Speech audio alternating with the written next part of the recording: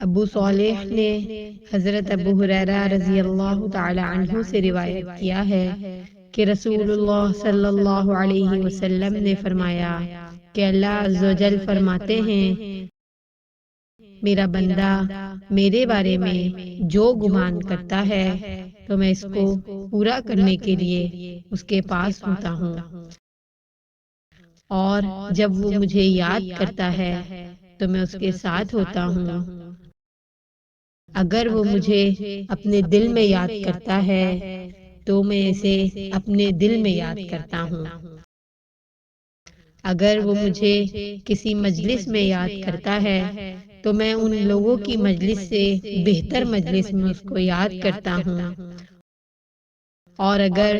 وہ ایک بالش میرے قریب ہوتا ہے تو میں ایک ہاتھ اس کے قریب ہو جاتا ہوں، اور اگر وہ ایک ہاتھ میرے قریب ہوتا ہے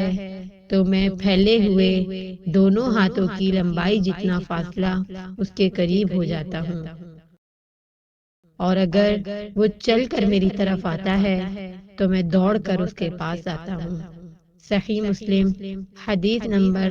6832۔